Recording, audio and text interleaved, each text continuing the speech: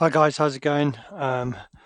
Just going to do a quick stream today. First of all, I just want to really apologise for not having been streaming for the last couple of days. It's just been one of those weeks, but hopefully I'm going to get back on it at the end of this week and have lots of live sessions for you. I've kind of been going back to some older projects that aren't released yet and just tweaking some things, which is always fun. But I'm confident that they're sounding better, but I haven't been able to include them in the live stream. But anyway, I'm here now, and I'm going to do a quick video today on the importance of pitching drums, and this is something I've been playing with some of these tracks. I've always been of the school of thought that it's good to pitch the kick drum to the key of the track or a fifth away, because I've always felt like it was good for kind of the coherence of the mix and the production. But I've actually been experimenting with pitching the kick drum away from the key of the track to separate it out from the bass, because if the key of the if the bass is playing a lot of the tonic, and the kick is also tuned to the tonic, then actually you're going to end up with the kick and the bass kind of in a similar range. So I was experimenting with pitching the kick. So I just wanted to show you what I did. So as I say, it's going to be a quick video, but pretty useful, I think, if you don't think in these terms. And also I just wanted I'm having a bit of an issue with the rim shot sound that I've got, and I wanted to experiment with doing some pitching on that to see if I can improve the situation. And I thought I'd just do that on the stream. So that's what we're going to look at. Okay, so this is what I started with. So this is a new Get to Know track, which is going to be coming out later in the year. I'm not sure if I can say where yet, so I'll just leave it at that.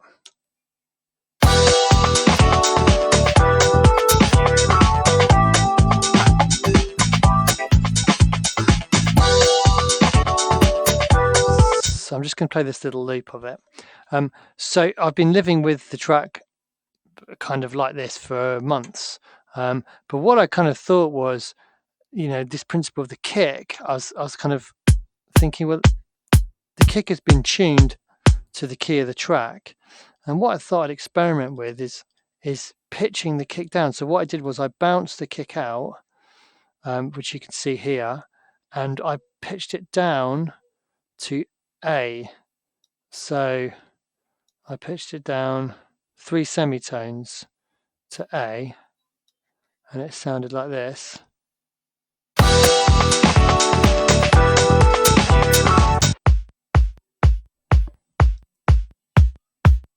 That's what it was like before.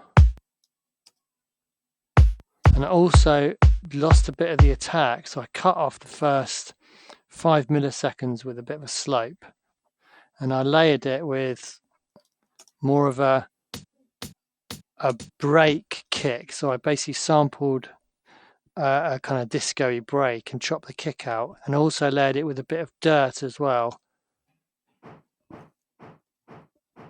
That kind of sound, so just a bit of a filthy sound. And I think somewhere I've got some vinyl noise layered with it as well. And let's hear the difference.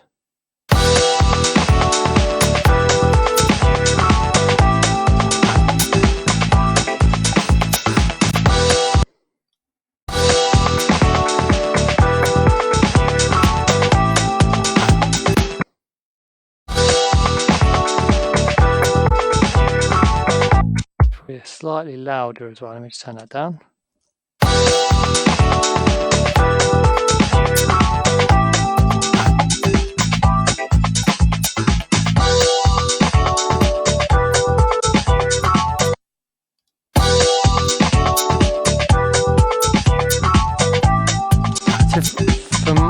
For my money, I definitely prefer the kick pitch down, and I think it's just because I've pushed the kick away from the bass. So I just feel like the bass and the kick play much nicer together with the kick pitched down, because it also means that because the kick has been pushed downwards, it sinks in the speakers as well. So it's like the kick is really low, so it actually adds a real low end extension to the kick, having it pitched down.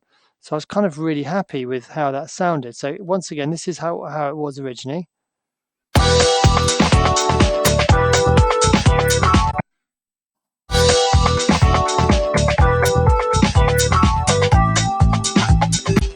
And what you can focus on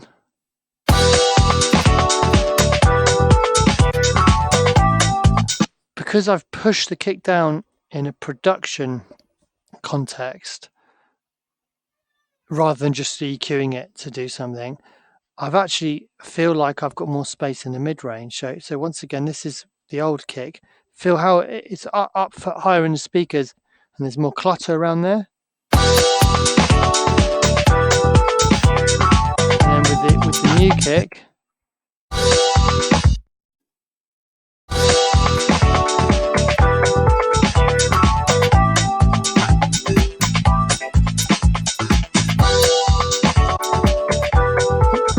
it's got that really spongy feel to it, which I really like on kick drums. That kind of like spongy kind of sound. I quite like soft kicks.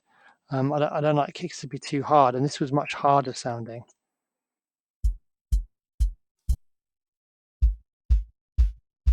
And this is layered as well, of course.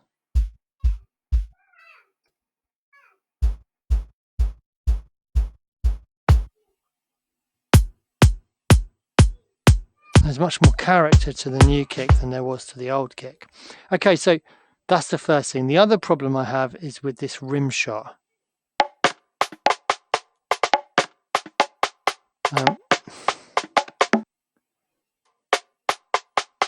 Okay, so I found a bit on its own. I find it kind of clashes with the kick a little bit.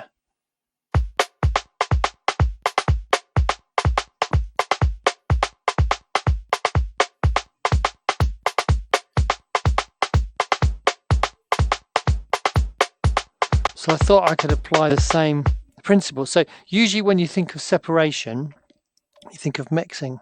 So you're thinking of EQing things to be in their own space. And of course, that's very, very valid. But it doesn't have to be just about mixing, because actually the pitch that something plays at is as much, well, it's a massive determining factor in the separation. If you think of, let's think of a choir, you've got bass, alto, tenor, soprano, or something like that. I don't know. That's what I've got in my head. But anyway, the voices are separated by pitch naturally.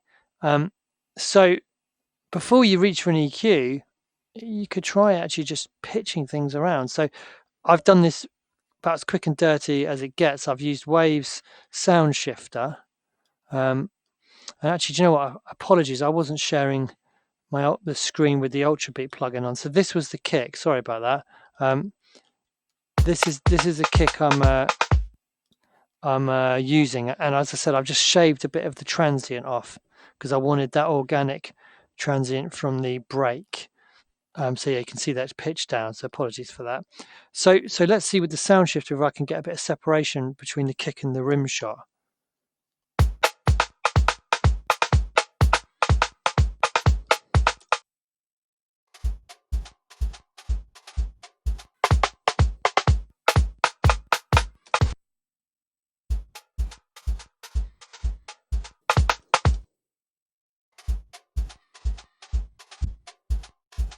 It kind of just feels a little bit more.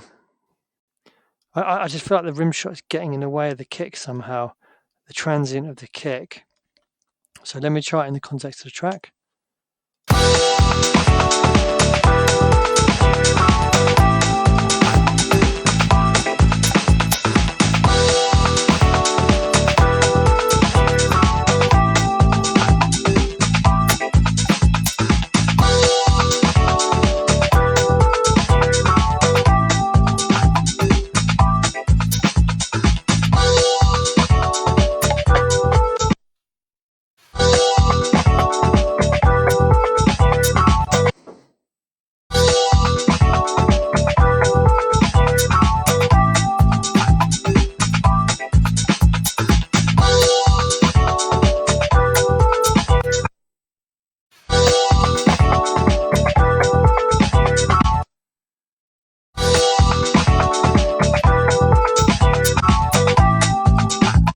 it definitely feels like it occupies a bit of a space, a better space away from the kick. But the thing is that I've bounced out this stem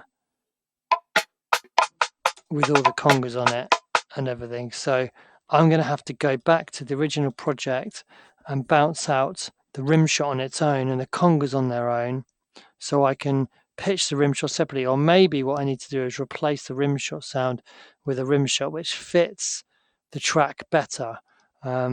So what I'm trying to do is when I pitch it is to listen to how that rim shot sound affects everything else that's playing, especially the kick. Because when I listen to it, I can definitely hear something which annoys me about the rim shot sound.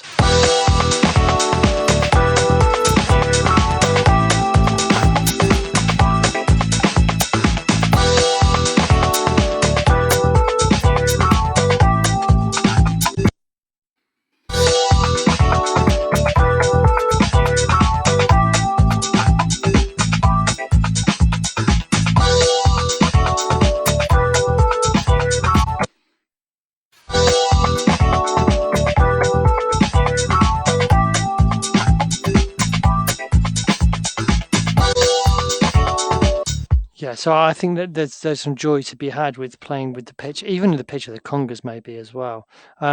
So that is all I'm going to do today. Apologies for the short streaming and lack of streaming so far this week, but I think that's a really important thing to be aware of, is using pitch of drums, well, of everything, but in this case drums, which you don't normally associate with being so important in terms of the pitch, but to separate things out.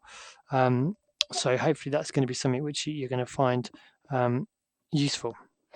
Okay, guys, hopefully I will see you tomorrow for another live stream. I hope everyone's well and staying safe. See you later. Good night.